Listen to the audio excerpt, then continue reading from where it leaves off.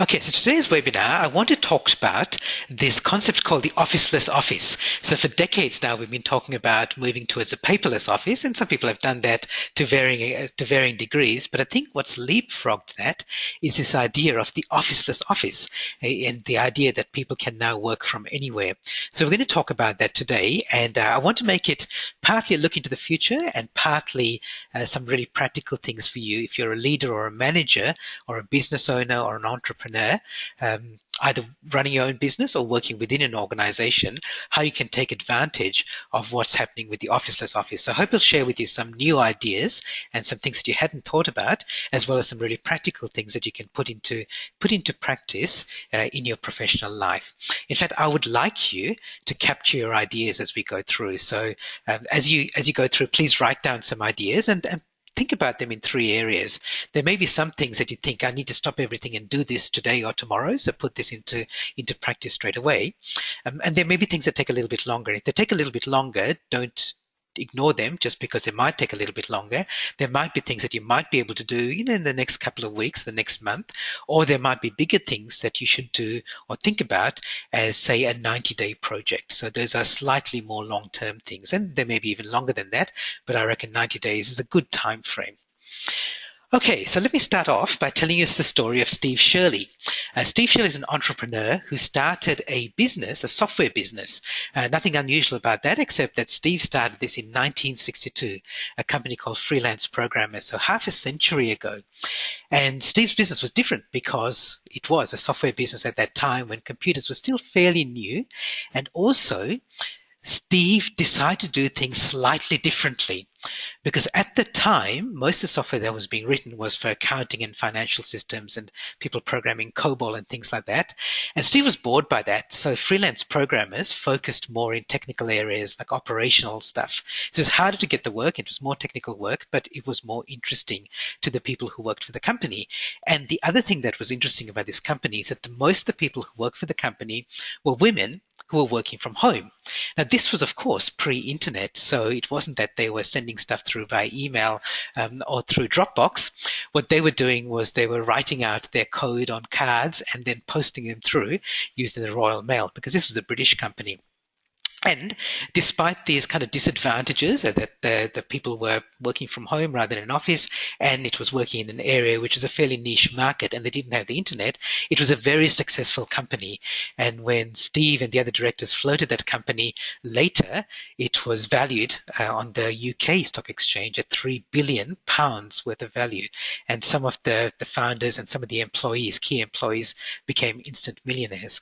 So if you haven't heard of Steve Shirley, this is Steve Shirley here. The Steve Shirley, or I should give her full name, Stephanie Shirley, or Dame Stephanie Shirley, as she's now become, was the founder of Freelance Programmers. And I've called her Steve because she herself called herself Steve in the very early days of her company, when it was almost completely male-dominated. She used to sign her letters as Steve to try and get sales appointments. And then when she turned up and they found out that she was a woman, it was too late for them to back out of that because they didn't want to deal with a woman. If you want to know more about the Steve Shirley story or Dame Stephanie's story, have a look at a TED Talk, which is called Why Do Ambitious Women Have Flat Heads? Okay, so the reason I'm telling you this story is because the workplace, the modern workplace, has changed. And Stephanie Shirley was doing this half a century ago, having her employees work from home. And that's now a growing area, but it's still not the norm, but it's a growing area. And if you think about the people in your workplace, broadly, you can think about them in these, according to these two categories, and that gives you these four areas. So there's some people who are permanent, people who work for you all the time, permanent employees or not, and there's some people who are temporary, and then some people who work for you in your office, and some people who work out of your office, or what I'm going to call distributed. So if you think about those four categories, there's the traditional in-office staff who are your permanent employees who work with you in your office, and then there are those temporary contractors, and I'm calling them contractors here, who work in your office, but they're not on they're on a contract rather than a permanent staff level. And then the two that I'm more interested in today are these two people up here, these two groups of people. So your permanent people who work out of the office, and they're quite often called telecommuters, so they tend to work from home, full-time or part-time. And then the other group, which are freelancers, so they're temporary, but and then they work out of your office, but they also, you bring them in as required. So there are a number of people who use freelancers for a number of the services that they do in their office, and more, this work is being outsourced. A lot of the work that you might have done in your office or with your permanent staff is being outsourced to freelancers. So if you think about those four groups of people, today we're going to look at the people above that line. So the people who aren't in your office and how you work with them, even though they're part of your team, but they're not in your office. So just to get started, I'd like to know where the people are in your team. So I'm going to run a poll here. So just to give you a little bit of information about how the poll is going to run. So I'm going to show you the poll in a minute, and I'm going to ask you to tick boxes in the poll to tell me about your team members. So there are people in your team, and if you think about each of your team members, where do they fit? Are there people who are permanently in the office all the time? Are there some people who are temporarily in the office? Are they full-time out of the office, and so on? So let me start the poll for you now. So I'll launch it now. And you should see these options. The poll will be coming up on your screen now, and you can tick more than one box. And tick a box if you've got at least one of your team members who fits that. So in terms of your office, you might be working in an office, you may be working from home, but if you think about that as your office, think about your other team members. Do you have other people who work with you in your office or in your home? Do you have people who work with you, part-time, but in your who are also in your office, but they're only part-time or casual? Are they sometimes in the office, sometimes not? So there might be somebody who works 2 days a week from home, but the other 3 days in the office. Are they never in the office, or is there some other? And if you have got other, please just type in the question box what that other might be. So I can see some people have said other, and I'm just curious to know what those others are. If you feel like sharing that, then please do that. This is very broad, and there will be some people who don't fit into any of those categories, but broadly, let's have a look. Okay, so almost everybody has voted, so thank you for doing that so quickly. Let me show you what the results are like. Okay, so but half the people do have other people working full-time in their office with them. Okay, not surprising. And 3 in 5, 60% have people who are sometimes in the office, sometimes not. So you could think of them as telecommuters, or what my friend Chris and I, who wrote the book Out of Office, call semi-commuters. So yeah, they're sometimes in the office, sometimes not. It's interesting that only 1 in 3 fall into that fourth category, so they're never in the office. So that's the traditional telecommuter who's never in the office, that they might be working for you part-time or full-time, or they might be a freelancer. Okay, so thank you for taking part, everyone. Thanks for sharing that. So most people still do have people working in the office. Okay, so let's look at why this tradition or this trend that Steve Shirley's been doing this for half a century, why hasn't that happened more commonly now? It is growing, but why isn't it still the norm? So there's a question here. This is Newton's cradle, and you've probably seen these balls that you see that you hit one end and they go to the other end and back and forth, and they seem to go on forever. But the reason this is not a perpetual motion machine is because of this one thing. I should have said at the start, I've got some prizes to give away during today's webinar. This is not one of the questions that has a prize, but I have got a couple of prizes to give away. I'll give away a copy of my book. So there's no prizes for guessing this one, but the reason this is not a perpetual motion machine is because of friction. So frictions eventually means that these are going to stop bouncing back and forth. And the same thing is a reason why people tend to work in an office and tend not to have so much out of office work, because there's a friction of people who are distant, and so you can't see them all the time, so you never know where they're around, so you're playing telephone tag to get in touch with them. There's a friction of getting together for a meeting, which you can't do easily when people aren't in the same office. There's a friction of getting to and fro different workplaces. So the things that people do to eliminate friction, and this has happened in the past, and this is why a lot of the reason we have offices is we have the same people working on the same projects in the same place, and generally same place also means same time. So you get the 9 to 5 office grew as a result of this. We have the same team of people working together in the same place.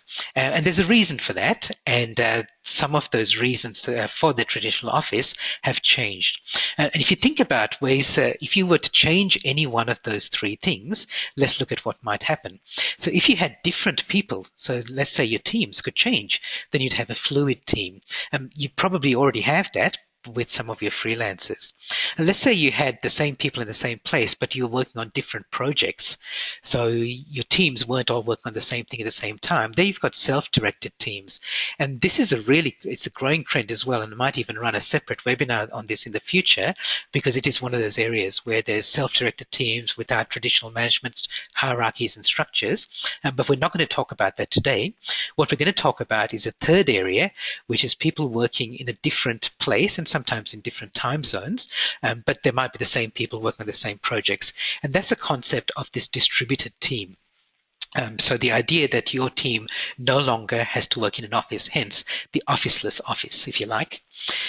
Okay, so that's a bit of an overview or a bit of an introduction. So broadly, I'm going to tackle this in two ways. And given that we've only got limited time, I'll only be able to give you an overview of each of them. But because I'm a futurist, I want to give you a little bit of a futuristic look first at what might be happening with offices in the future. But then also, I want to give you some practical things that you can take away and use in your business or in your organization. So we'll look at a little bit about thinking ahead, and then we'll come down to earth. So that the first bit's more futuristic, and then we'll have a look at how you manage now when you've got a distributed team. Okay, so let's start with looking at thinking ahead. Okay, so this is the first chance for you to win a prize. So I'm going to show you three things, and I'm going to ask you to type in the question box, what do these things have in common? Okay, so here are the three things. Credit cards, no smoking, and vaccinations. So I'm going to pause and give you the chance to type in what you think those three things have in common. And then I've got a bit of a hint if no one gets it straight away. And if you want to guess now and guess again after the hint, that's okay. I'm very happy for you to do that. Okay, credit cards, no smoking, and vaccination.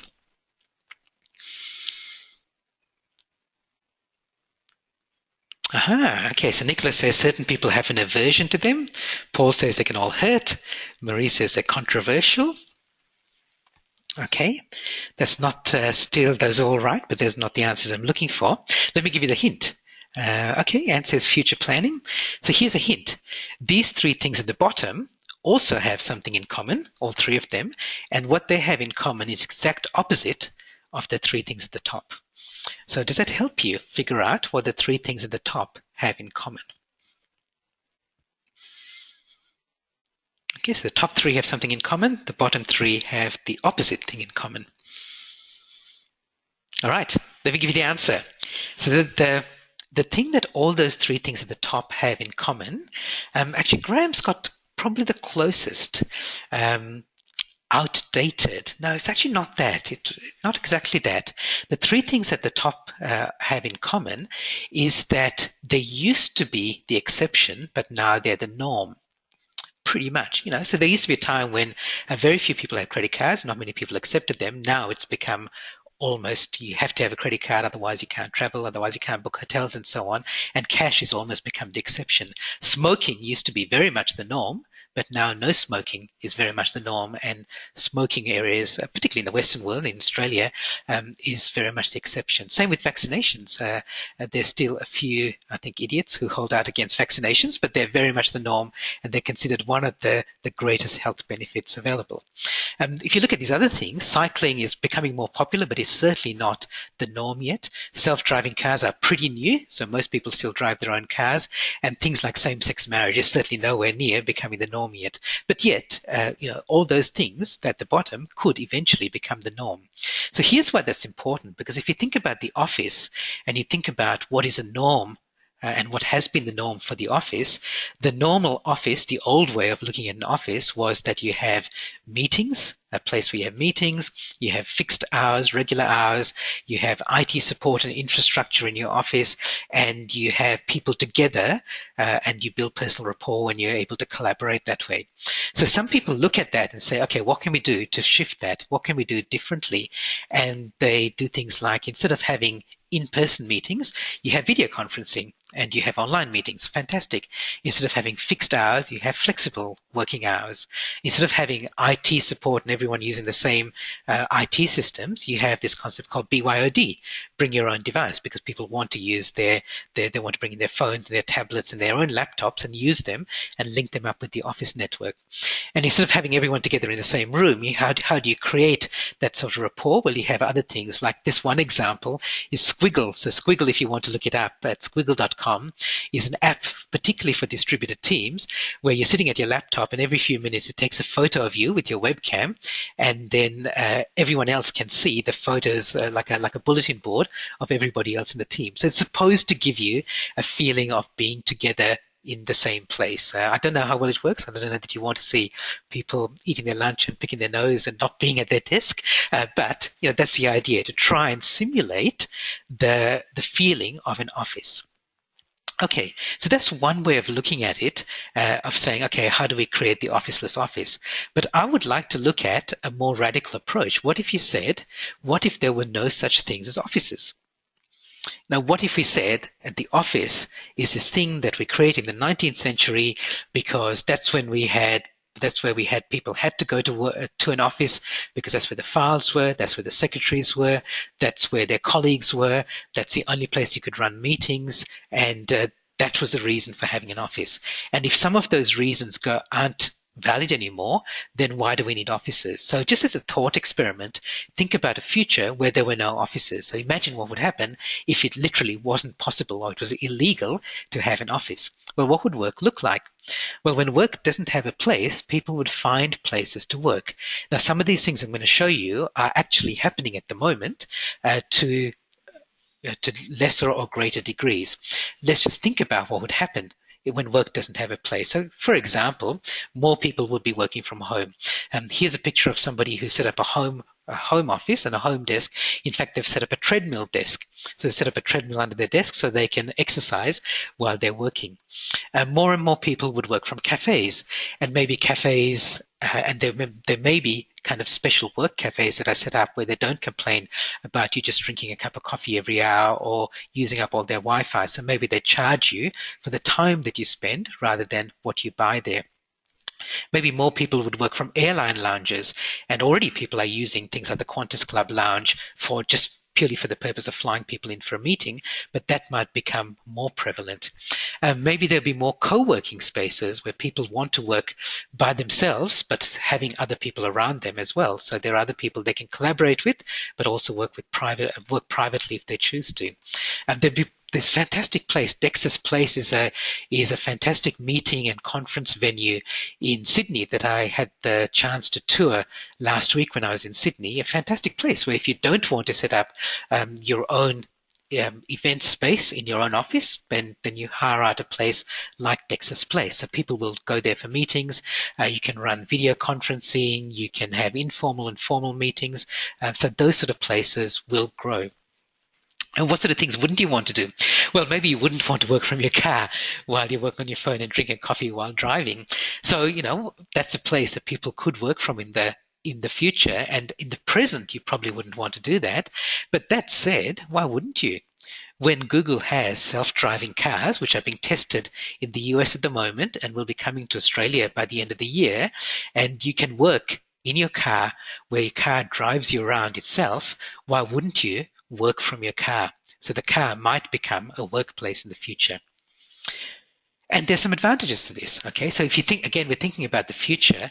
If you think about what's the best work environment, there's been some research that says the best work environment is not a really quiet place or not a really quiet office where people are just silently working, but the sort of cafe, the sort of a low-level buzz that you get at a cafe is actually more conducive to creative thinking. So you're working by yourself, but you feel that there's a presence of other people around you.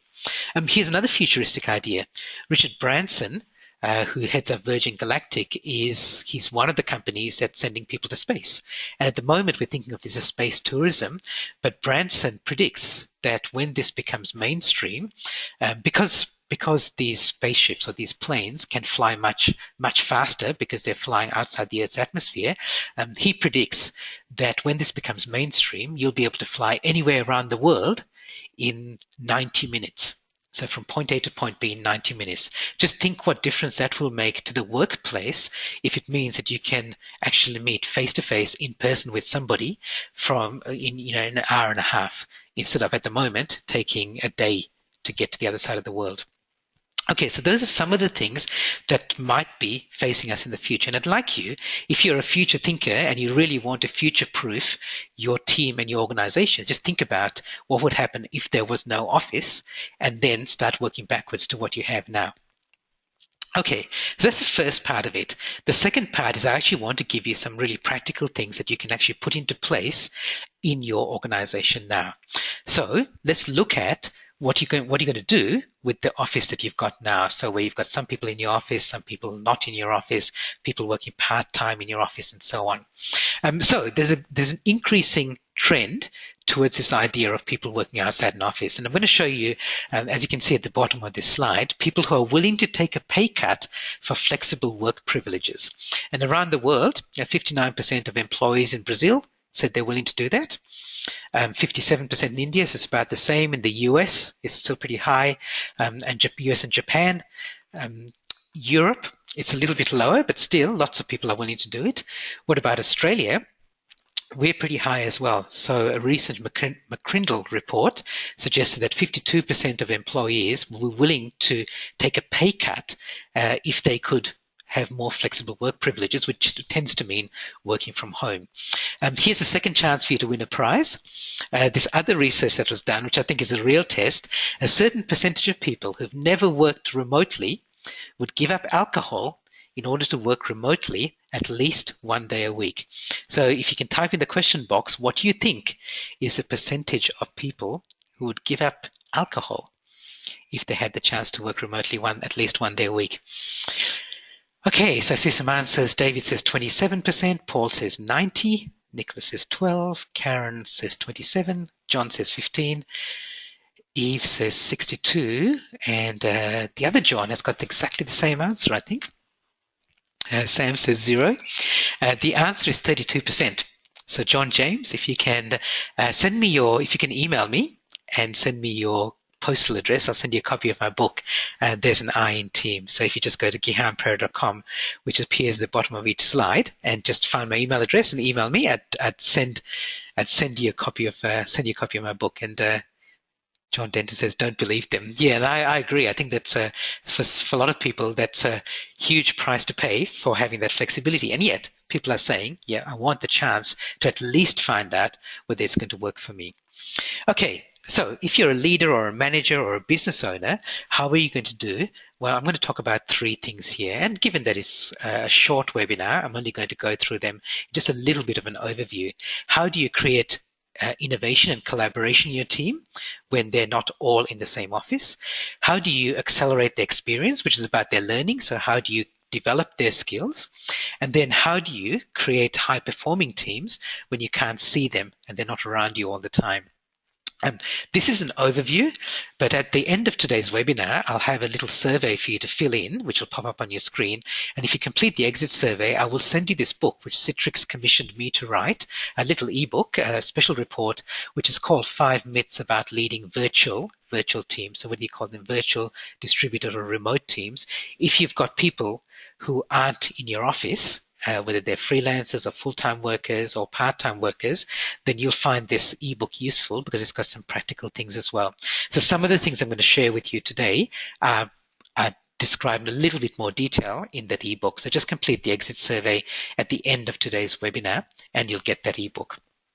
Okay, so let's look at, first of all, how are you going to foster innovation?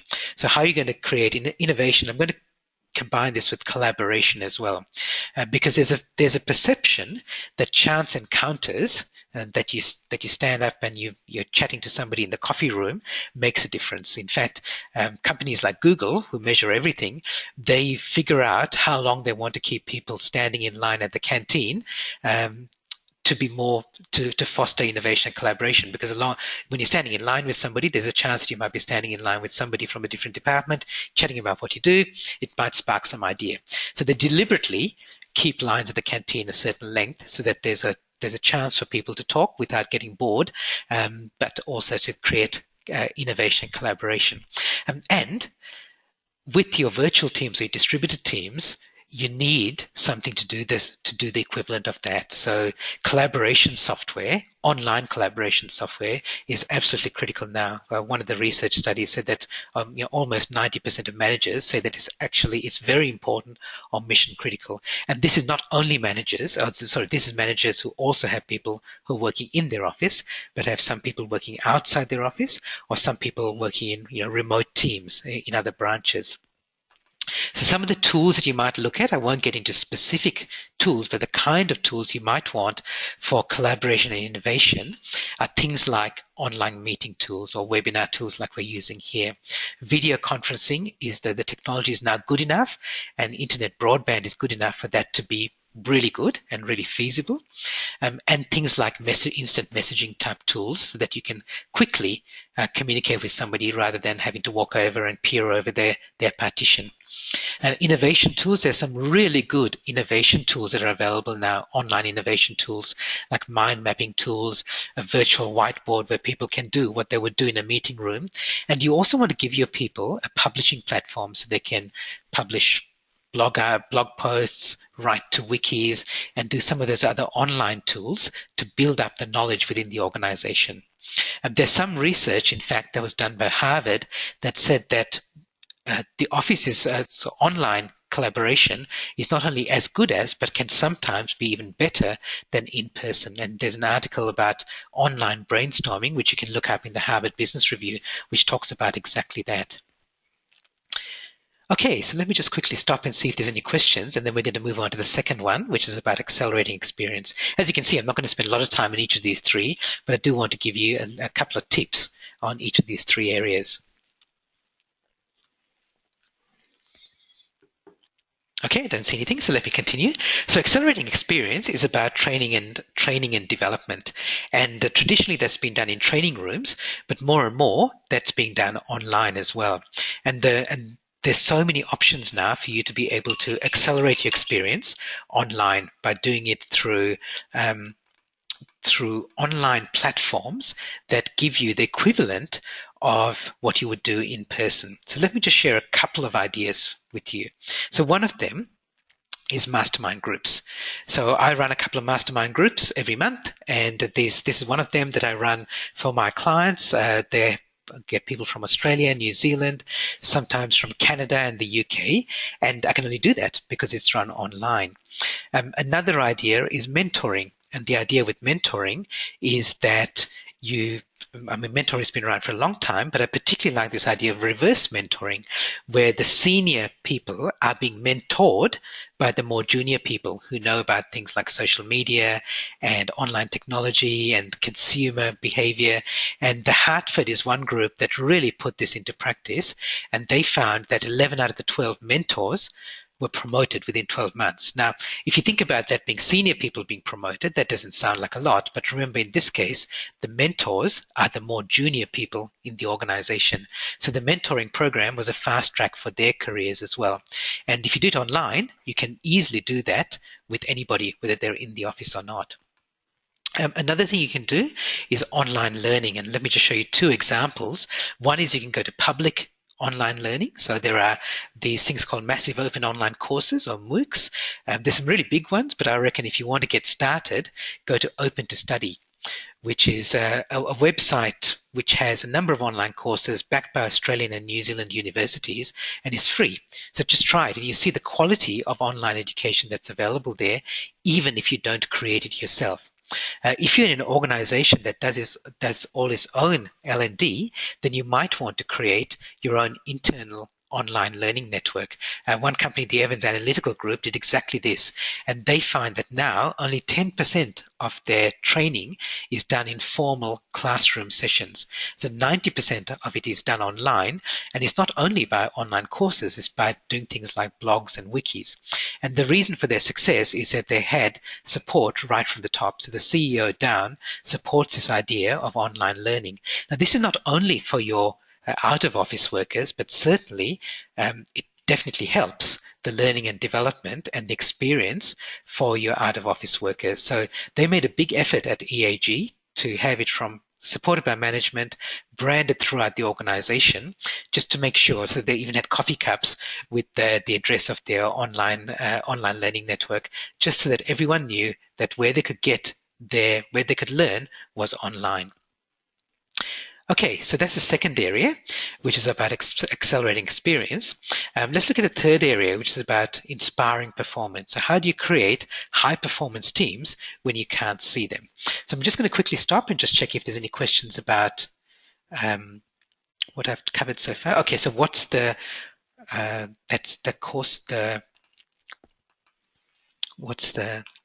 just going to type this in the question box for you. What's that website again? I think this is the website that you're asking about, John. It's called opentostudy.com, which is the one where you can go and do those free online courses. Okay, let me stop, see if there's any other questions.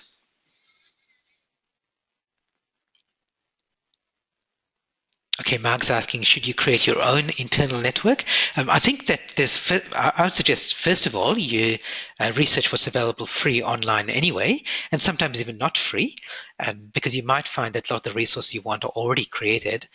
Larger organizations are absolutely creating their own online networks, and they provide not only the online courses, but things, as I mentioned with EAG, is they do things like wikis. So wikis, you probably come across Wikipedia, and it's an encyclopedia which anyone can edit and anyone can contribute to. So many organizations are setting up their own wiki internally, where people, as they learn stuff, they contribute to it, and that becomes part of the knowledge management, the knowledge repository of the organization. Okay, let's continue. So we'll look at this third area of inspiring performance. So how do you create high-performing teams when you can't see them all the time? Okay, so I've got a question here, which is going to be the third quiz question, or the third opportunity. This is my partner Nikki's 16-year-old daughter Abby. She's very lucky to go on a trip to Europe early this year with her cousin. And Abby, having turned 16, is just learning to drive. And I have become an unpaid driving instructor this year. And I know there'll be some people here who have also been driving instructors for family and friends. And it's really interesting. I remember when I first got my license, what you did was, the whole process has changed. When I was 16 years and 9 months, I could go and get my L plates. And then when I was 17, I could go and sit my test. And then I was on P plates and then let loose on the road. The path has become a lot more complicated now throughout Australia. So you get your L plates when you're 16. You have to do 50 hours of supervised driving for at least a year. Halfway through, you get a practical assessment, and then after that year, if you can then graduate to red P plates, which you then have to use in your car for 6 months, and then after that, you graduate to green P plates, which you have to have for another 18 months. So you can't actually get a full license until you're 19. So I have a question for you. That other people are saying, yep, I'm doing that for my 16-year-old daughter.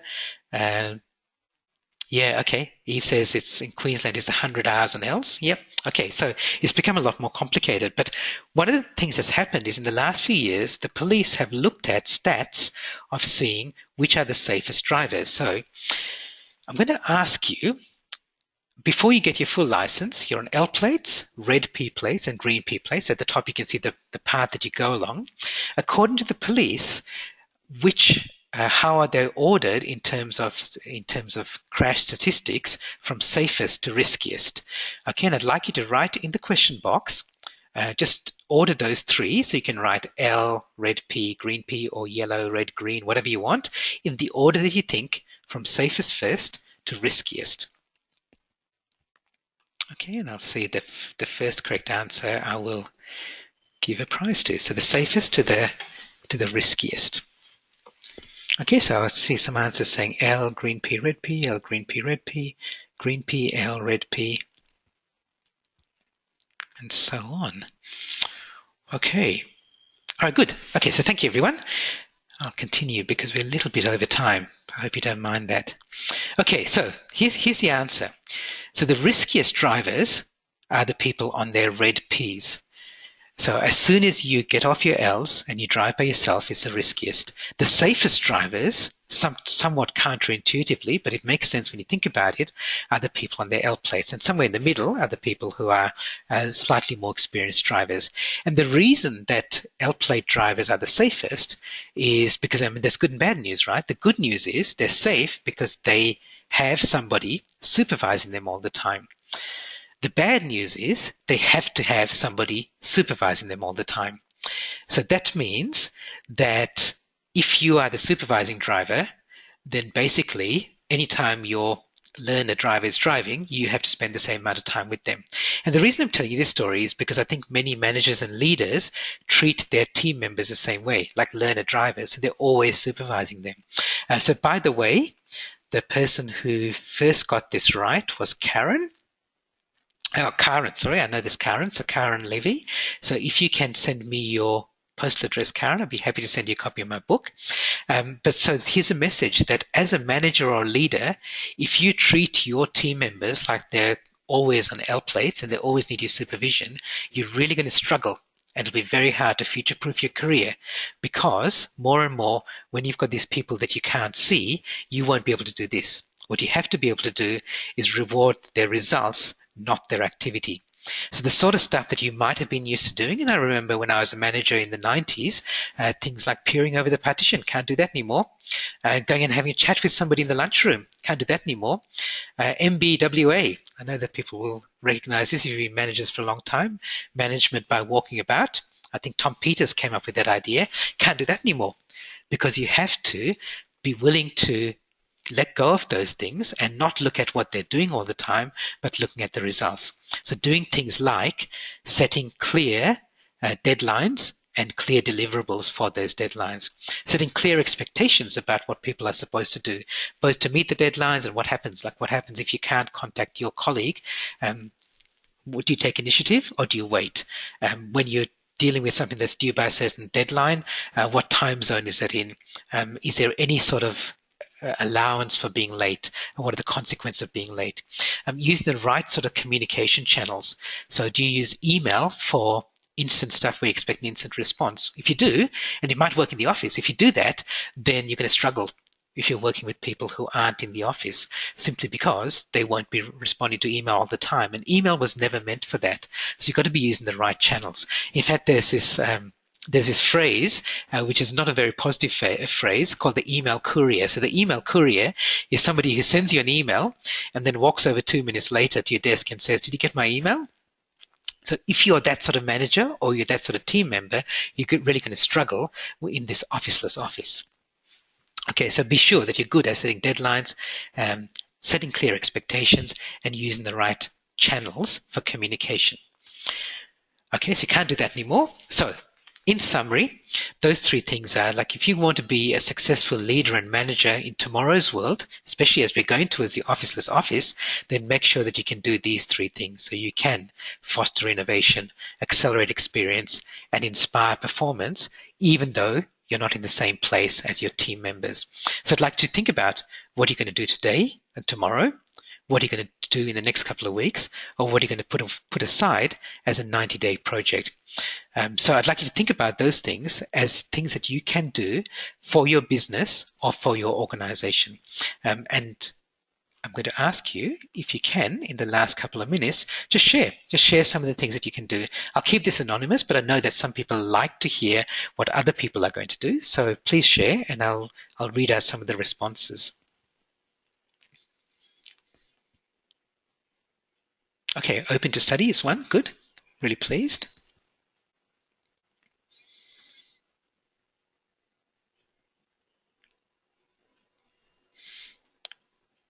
Okay. Okay. Look at my programs and convert them to Officeless. Okay, that's a good idea. Great idea. Outsource a lot more of the mundane stuff that I do. Look at online mind mapping. Yes, if you just search for online mind mapping software, you'll find plenty of examples of that. And some of it's collaborative mind mapping. And that's the one that I meant, where everyone in the team can contribute to the mind map. Most of my coaching now happens in cafes by the person's choice. Great. Change KPIs to measure outcomes, not activities. Fantastic. Really great. Outsource more. Brilliant. Brilliant. Yep. More people saying doing more outsourcing, which is great. Which is great. Outsourcing is absolutely one of the things that you should do. And outsourcing is one of the ways that you reduce friction. In the past, it was difficult to outsource because it was difficult to find providers, but now there are great outsourcing resources that mean that you can connect with the people who've got the right skills and talents for exactly what you need right now. In the past, you wouldn't have been able to reach them, but now you can. Okay, so a couple of my keynote presentations on this topic. If you want more from me, there's one that you just saw, Future Proof, which is about the future. And the second one is Bright Sparks, which is about innovation and collaboration. So if you're interested in more, then contact me at gihanpereira.com. If you're there's a couple of other examples coming in. Encourage collaboration through use of cloud-based tools like Google Apps, Google Doc, Google Sheets, and so on. Yeah, absolutely. So some really good online collaboration tools now. Great. Okay. So I think everyone's had the chance to respond. So I hope you got something valuable that you can take away and put into practice, because that was my plan for today, was to give you both a look into what might be the future, but also some really practical things that you can take away and use. And whether you're running your own business or whether you're working in an organization as a leader or a manager, just becoming good at working in an officeless office is one of the things that's going to future-proof your career.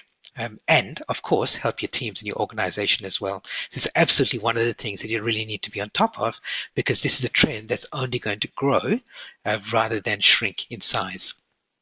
So thank you everyone for coming along to today's webinar. I apologize, it's gone a little bit too long today. Remember to complete the exit survey, and I'll send you the more details in this ebook that I wrote for Citrix. And next month, so the webinars are always run on a Thursday, and next month's webinar is called Customer-Centric Innovation. So there's a kind of like two buzzwords in the one title, but it really is. It's about how you can involve your customers in your innovation in your business. If you're watching this live, then you don't need to do anything. You'll get the reminders automatically. If you're watching the recording of this and you're not registered for it, just go to seeingintothefuture.com and you can register for the webinar series. It's free. You can turn up to as many as you like. Just turn up the ones you're interested in. If you like it, please send other people to this as well, because this is a public webinar series. I'd love to have more people on the line as well. So thanks everyone for taking part. Thanks everyone for contributing. I hope you've got some actions that you're now going to take away and put into place in your business. See you next month. Thanks everyone, and have a great day.